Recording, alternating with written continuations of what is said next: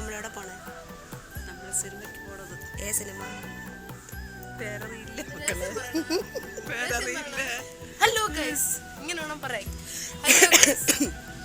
അപ്പൊ നമ്മള് ഇന്ന് സിനിമ കാണാൻ പോവുകയാണ്. ഇത് മാത്രമേ അറിയാവൂ. ആരഭിനയിക്കണേ? ആസിഫ് അലി. ആദ്യമേ ചോദിക്കുന്ന ചോദ്യം എന്ന് പറഞ്ഞാൽ ആസിഫ് അലി ഒറ്റയ്ക്ക് സിനിമയൊക്കെ അഭിനയിച്ച് തുടങ്ങിയതെന്നുള്ളതാണ്. തിയേറ്ററിൽ പോയിട്ടാണ് അത് കണ്ടത്. കുഴപ്പമില്ല, ആടുജീവിതം ദിലീപ് അഭിനയിച്ചെന്ന് പറഞ്ഞ ആളാണ്.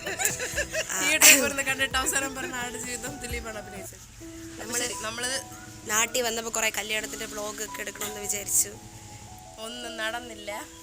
തൊണ്ടവേദന, പനി, ശ്വാസം മുട്ട്, ജലദോഷം, എക്സൈറ്റ്മെന്റ് ഇങ്ങനെ എല്ലാം കൂടെ ആയിട്ട് എടുക്കാൻ പറ്റില്ല. അപ്പോൾ എടുക്കാൻ പറ്റിയില്ല. കുഴപ്പമില്ല, ഇനി ഉള്ളിടത്തോളം വ്ളോഗുകൾ കാണിക്കാം. പൊന്നൂര് നന്നായിട്ട് സിനിമയുടെ റിവ്യൂ പറയാറിയാം. അപ്പം നമ്മൾ സിനിമ കഴിഞ്ഞിട്ട് പൊന്നൂരെടുത്ത് ചോദിച്ച് സിനിമ എങ്ങനെയാണെന്നൊക്കെ പറയും. തിയേറ്ററിൽ പോകുമ്പോൾ മാത്രം സിനിമ കാണുന്ന ഒരു പ്രത്യേക ജീവിയാണ് ഞാൻ. ഏറ്റവും കൂടുതൽ സഞ്ചരിച്ചിട്ടുള്ള വണ്ടി, വർഷങ്ങളായി ഞങ്ങളെ വഹിക്കുന്ന മയിൽ വാഹനം ഓഫായി.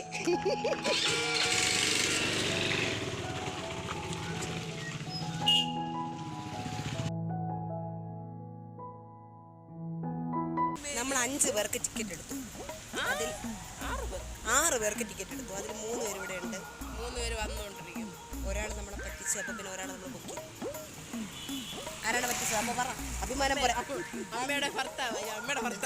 എൻ്റെ അപ്പ ഡാഡ് പറ്റിക്കൽ. മമ്മിയെ പൊക്കി നമ്മൾ.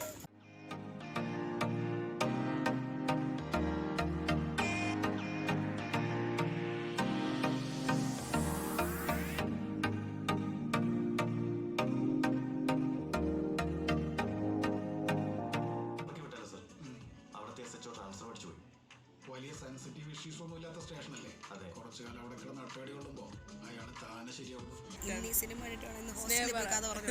നടിയുടെ പേരെന്താണ്?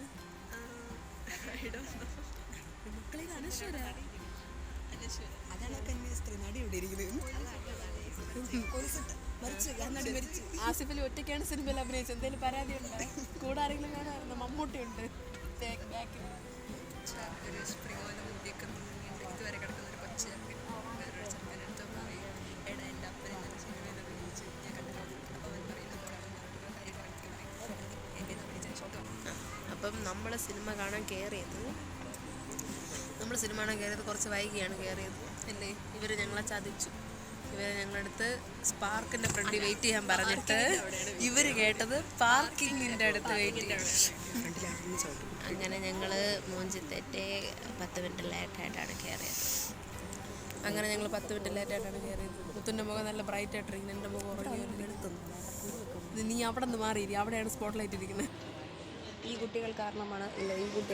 ഈ കുട്ടി കാരണമാണ് നമ്മളിന്ന് സിനിമയ്ക്ക് വന്നത്. ഈ കുട്ടിയെ ഇന്നലെ നാട് കിടത്ത് അവർ പറഞ്ഞു. ചേച്ചി അനിയത്തിയും തോയിരിക്കുന്നു. ചേച്ചി ഫോൺ കുത്തണുണ്ടായി. നമ്മൾ ചേച്ചി ഉറങ്ങി കാണും. ചേച്ചി 15 വർഷങ്ങൾക്ക് ശേഷമാണ് സിനിമ. ഇത്രയും ബ്രൈറ്റ്നസ് ഇല്ല കേട്ടോ. ഞാൻ ബ്രൈറ്റ്നസ് കൂട്ടിയതാണ്, അല്ലാതെ ലൈറ്റ് മൂത്തടിക്കുന്നതിൻ്റെ വെട്ടേ അല്ല. സിനിമ എങ്ങനെ ഉണ്ടായിരുന്നു?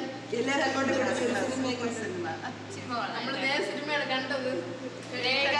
എല്ലാവരും കണ്ടു കഴിഞ്ഞതിൻ്റെ റിവ്യൂ നാട്ടിൽ മൊത്തം കണ്ടു കഴിഞ്ഞു. അപ്പോൾ എല്ലാവരും കണ്ട ശേഷമാണ് നമ്മൾ കണ്ടത്. സിനിമ റിലീസായിട്ട് ഏകദേശം 5-6 ദിവസമായി. സിനിമ കൊള്ളാം.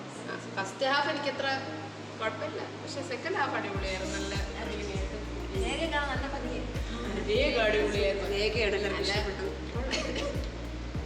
അത്രേ ഉള്ളൂ. ഇന്ന് നമ്മളെവിടെ പോകണം? ഇതെന്തിങ്ങനെ അണ്ണൻ കടിച്ചു പോയത്? സിനിമ എങ്ങനെ ഉണ്ടായിരുന്നു?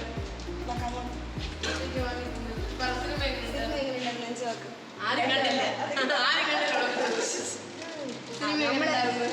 എല്ലാ സിനിമയും കാണുന്ന ആളുടെ തവണ നമ്മൾ ചോദിക്കാം. അണ്ണൻ പറ, സിനിമ എങ്ങനെ ഉണ്ടായിരുന്നു? സ്നേഹ ക്ലാസ്സിന് പോണത് പ്രമാണിച്ചാണ് നമ്മളിന്ന് സ്നേഹിക്ക് പഠിക്കാൻ പോകണ്ടെന്നാണ് പറയുന്നത്. പക്ഷെ നമ്മുടെ സിനിമയിൽ പറഞ്ഞതനുസരിച്ച് വിദ്യാഭ്യാസമാണ് ഏറ്റവും ഇമ്പോർട്ടൻറ്റ്. അതുകൊണ്ട് മാത്രം നമ്മൾ സ്നേഹയെ പറഞ്ഞുവിടാൻ പോവുകയാണ്. കേട്ടോ, പോണ്ട, പഠിക്കാൻ പോകണം. ഇവിടെ പറഞ്ഞുവിടാൻ വേണ്ടിയാണ് നമ്മൾ സിനിമയ്ക്ക് വന്നത്.